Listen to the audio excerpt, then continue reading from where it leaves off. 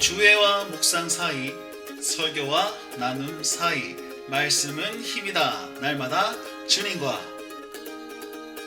오늘 우리에게 주시는 하나님의 말씀 예레미야 5장 1절에서 19절 말씀입니다. 오늘 본문에서 하나님께서는 이스라엘 백성들의 지도자들의 타락을 좀 더 강조하고 있습니다. 그럼 1절 말씀해 보시면 하나님께서 사람들을 보내어서 예루살렘 성을 돌아다니라 그럽니다. 그러면서 하나님의 진리를 찾는 자와 공의를 행하는 자, 정의를 행하는 자를 찾아라. 한 사람이라도 있으면 내가 이것을 용서하겠다라고 얘기하십니다. 그래서 찾아봐요. 찾아보는데 아무도 없습니다. 백성들이 이렇게 매를 맞고 있음에도 불구하고 아픈 줄 몰라요. 그리고 멸망당하고 있음에도 불구하고 이것이 하나님의 징계임을 알지도 못합니다. 그러면서 바위처럼 단단하게 있으면서 나는 절대로 여호와께 돌아가지 않을 것이다 이렇게 얘기합니다.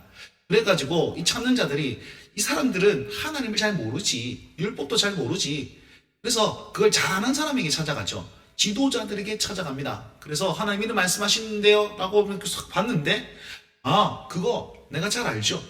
여호와 얘기는 내가 잘 압니다. 율법도 내가 정말 잘 압니다. 그런데 나는 그게 가지 않겠습니다. 이렇게 얘기합니다.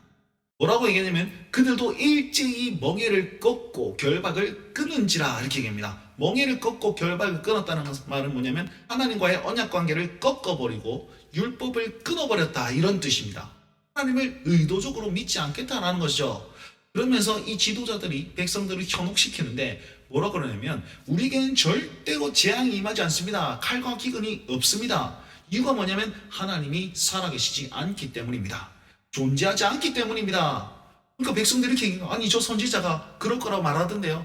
그거 쓸데없는 소리입니다. 그냥 바람같이 여기세요. 듣고 흘려버리세요. 하나님의 말씀을 바람처럼 여겨버렸습니다. 그랬더니 하나님이 뭐라 말씀하시냐면 내가 이 말씀을 불같이 여겨서 너희들을 심판할 것이다.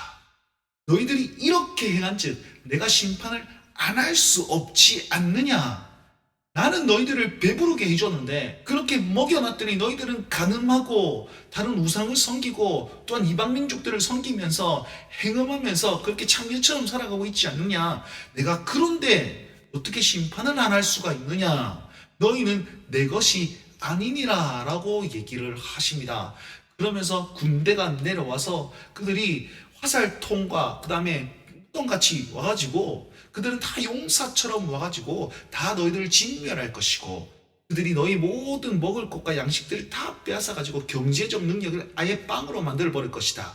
그리고 네가 믿는 견고한 성들을 칼로 파멸할 것이다 라고 얘기합니다. 여러분, 이스라엘 민족들이 누굴 의지해야 됩니까? 하나님을 의지해야 되는데 그들은 눈에 보이는 성을 딱 의지하고 이봐라 얼마나 견고하냐. 전마들이 쳐들어도 우리는 끄떡없다 이러면서 하나님의 말씀을 바람처럼 무시하고 있지 않습니까?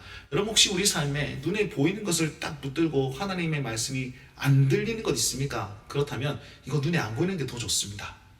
이거 안 보이고 하나님의 말씀을 더 기울이는 게 이게 복인 줄 여러분 믿으시기 바랍니다. 자, 우리 삶에 그렇게 한번 적용해 보았으면 좋겠고요. 이때 하나님께서는 또 어떤 일을 하십니까? 심판하고 계시지만 우리 지난주 말씀 보았듯이 마음 아파하시지 않습니까? 그래서 하나님은요 여전히 회복을 예비하고 계십니다. 1절 말씀에 말씀하고 계시죠. 내가 너희를 용서할 것이다. 그런데요 이 용서는 그냥 심판을 끝낸다라는 뜻이 아니고 회복의 의미를 더 많이 가지고 있습니다. 이유가 뭐냐면 구약 성경에는 용서한다라는 말이 굉장히 많이 나오거든요. 그런데 예레미야에서는 6번밖에 등장하지 않습니다. 왜 그렇게 작게 등장하냐? 이 당시 상황, 이 이스라엘 백성들이요 많은 기회를 줬음에도 불구하고 인생 끝까지 간 거예요. 그래서 더 이상 용서가 안 되고 심판할 수밖에 없는 상황에 이르렀기 때문에 이 메시지를 전하는 겁니다. 근데 거기다가 용서하겠다라고 얘기하면 뭔가 말이 안 맞잖아요. 그래서 이 용서는 무엇이냐면 심판은 어쩔 수 없지만 그럼에도 불구하고 하나님은 몇몇을 남겨서 회복을 하실 것이다 라는 의미로 해석 적용하시면 굉장히 이해가 쉽습니다. 어떻게 그렇게 적용할 수 있습니까? 10절 말씀해 보시면 대적들에게 하나님 말씀하십니다. 너희는 예루살렘 성벽에 가가지고 이스라엘을 무너뜨리라. 근데 다 무너뜨리지 말고 그 가지만 꺾어버리라. 여호와의 것이 아님이라. 이 가지는요 그래서 왜 다 무너지지 않고 가지만 꺾어버립니까? 그들로 통하여 다시 회복시킬 것이기 때문입니다. 18절에도 그때에도 내가 너희를 진멸하지는 않을 것이다. 아주 없애지는 않을 것이다. 남은 자들이 분명히 있을 것이다. 라고 얘기합니다. 그럼 나중에 이 남은 자들이 뭐라고 얘기합니까? 바벨론 포로로 잡혀가면서 이렇게 얘기합니다. 어떻게 우리에게 이런 일이 일어났습니까? 하나님, 이렇게 얘기할 것입니다. 그때에 하나님께서는 너희가 여호와를 버리고 이방 신들을 섬겼기 때문에 내가 너희를 똑같이 이방 땅에서 그들을 섬기게 만들었다라고 얘기합니다. 그제서야 지금 이 본문에 나오지 않지만 19절 말씀은 미래의 것입니다. 미래의 것. 멸망하여서 그 포로로 잡혀갈 그때를 얘기하는 겁니다. 그때에 하나님을 인정하게 될 것이다 라는 말을 지금 하고 있는 겁니다. 이유가 뭘까요? 그때 그렇게 당하고 하나님을 찾지 말고 지금 하나님께 돌아오라. 그걸 먼저 말씀하고 있는 것 아닙니까? 하나님께서 지금 배불리 먹이고 있을 때에 너희가 그 창녀짓을 그만하고 하나님께로 돌아와라. 여전히 다 무너뜨리지 않고 가지만 꺾고 있는 하나님을 깨달아라. 그래서 하나님께로 더 나아오라. 그렇게 말씀하고 권유하고 있는 겁니다. 자, 우리에게 어떻게 적용할 수 있습니까? 여러분, 우리는요, 나중에 어떤 죄악 때문에 심판을 받게 되고, 아, 하나님 왜 이러십니까? 네가 예전에 그렇지 않냐? 회개하지 않았지 않냐? 그 말을 듣고, 아, 주님 이제서야 회개합니다. 그런 인생 살지 말라는 겁니다. 우리 잘 알잖아요. 지금 내가 이대로 살아서는 안 되는데, 나 지금 지금 상태가 메롱인데, 나 지금 하나님 앞에 기도해야 되고 하는데 안 하잖아요. 제가 다 알거든요. 그래서 지금 하라는 거예요. 하라는 거. 여러분, 골든타임이라고 있습니다. 심장이 멈췄을 때 이렇게 압박하면 살아날 수 있는 그 기간이 있습니다. 여러분, 지금이 그 영적인 골든타임입니다. 하나님께서는 이걸 이스라엘 백성들에게 가르쳐주고 있는 거죠.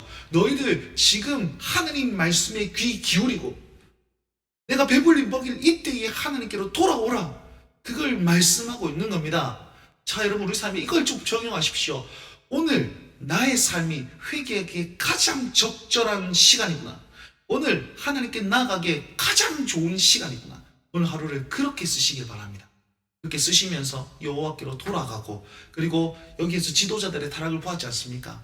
이 시대에 영적 지도자들이 바로 설 수 있도록 기도하시면서 여러분, 교회가 바로 든든히 서고 이 나라 이 백성들이 하나님께로 돌아올 수 있는 꿈을 꾸시면서 또 기도하며 나아가셨으면 좋겠습니다. 오늘 하루도 말씀으로 승리하시길 바랍니다. 날마다 주님과